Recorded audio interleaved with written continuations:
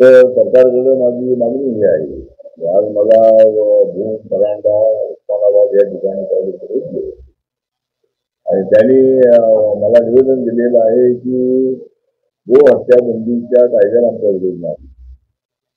गो हत्या बंदीचा जो कायदा राज्य सरकारने केलेला आहे त्याबद्दल माझ्या पक्षाची भूमिका अशी आहे की, आणि मला काही शेतकऱ्यांनी दिलेला आहे आणि त्यांनी सांगितलंय की आमच्या भाकड जनावरांचं काय करायचं.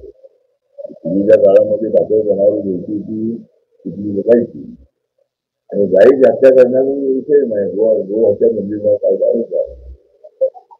बाकीच्या भाकड जनावरांच्या साठी मात्र शेतकऱ्यांची अडचण झालेली आहे की चांगल्या जनावरांना सांभाळावं लागते आणि जे काही त्या कामाला जे बैल किंवा इतर लोकांना मदत नाही त्यांनाही सांभाळण्याची कार्य आमच्यावर आलेली आहे.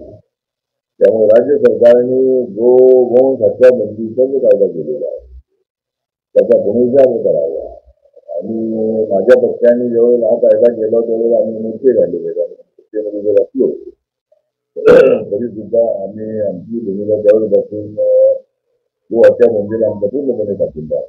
गायीची हत्या करणं हे चुकीचं आहे. गायी हिंदू धर्माच्या लोकांना पवित्र आहे. पण बाकीच्या जनावरांसाठी हा कायदा असू नये असा आमच्या या संबंधात भूमिका आहे. दुसरा मराठा आरक्षणाच्या संबंधातलं एक शिष्टमंडळ मला परवड्यामध्ये दिवस उस्मानाबादमध्ये त्यांनी मला आग्रह केलेला आहे की आपण मराठा आरक्षणाचे सपोर्ट करा.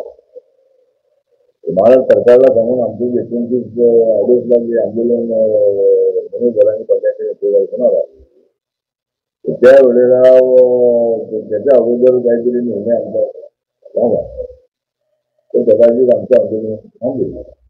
आम्हाला काही मुंबईला येणे होत नाही. तर आमची मागणी मान्य करावी. कारण मी सांगितलंय की 10% आरक्षण राज्य सरकारने दिलेलं आहे. त्याचं इम्प्लिमेंटेशन ऑलरेडी सुरू आहे. मुलांना शिक्षणामध्ये आणि नोकऱ्यामध्ये राज्याच्या 10% आरक्षण मराठा समाजाला मिळत आहे. फक्त आता कुंभी टाकले जे आहे ते सर्वांना मिळणं अत्यंत अशक्य आहे. जे ज्यांचं रेकॉर्डला कुंभी आहे त्यांना ओबीसीचा फायदा मिळाला पाहिजे. ओबीसीवर अन्याय होणार नाही अशी भूमिका सरकारची आहे. मराठा समाजाला न्याय देताना ओबीसी समाजावर अन्याय नको ही भूमिका त्यांची आहे. आणि मराठा समाजाच्या बाजूने माननीय देवेंद्र फडणवीस, एकनाथ शिंदे आणि राज्य पवार हे मराठा आरक्षणाच्या बाजूने आहे आणि या तिघांमध्ये 2 मराठी आहे. एकनाथ शिंदे आणि अजितदादा पवार हे मराठा समाजाची मोठी आहे. तर आता ह्याच्यातून एखादं मला असं वाटतं की एकोणतीसच्या आंदोलनाच्या अगोदर मी मुख्यमंत्र्यांचं बोलणार आहे. आता 29 तारीख ही आता सगळं लागलेली आहे. त्याच्या अगोदर जर त्या काही नेत्यांची त्यांची बैठक झाली त्याच्यामध्ये त्यांचं काय म्हणणं आहे त्याची चर्चा झाली आणि काय वेगळं असते एखादी बैठक बोलवावी अशी एक माझी सूचना आहे 29च्या अगोदर. त्याच्यातून काय मार्ग निघाला तर आंदोलन होणार नाही. आंदोलन करायचं असेल तर सर्वांना अधिकार आहे. मनोज जरांगे पाटील आणि अनेक यशस्वीने केलेला आहे.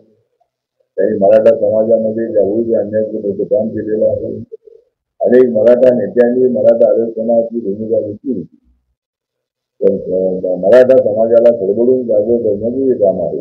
ते मनोज जरांगे पाटलांच्या नेतृत्वाखाली झालेलं आहे. त्यामुळे मला असं वाटतं की काहीतरी मार्ग याच्यातून निघून आणि मराठा समाजावर आंदोलन करण्याची वेळ होणार नाही असं मला वाटतं. बाकी या स्थानिक स्वराज्य संस्थांच्या निवडणुका आहे. त्या निवडणुकामध्ये रिपब्लिकन पक्षाला सोबत घेण्याची भूमिका देवेंद्र फडणवीस पक्षाच्या झालेली आहे.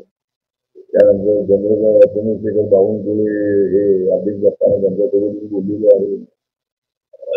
आणि आता आपले रवींद्र चव्हाणजी जे आहेत ते आता अध्यक्ष आहेत. त्यांच्याही अध्यक्ष बसणार आहे.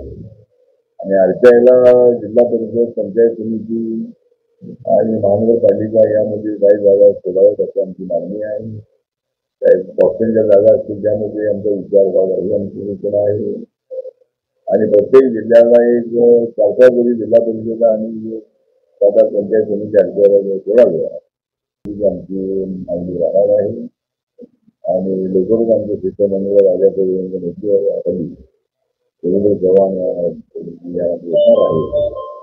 आणि आम्हाला सत्तेमध्ये सुद्धा करायला पाहिजे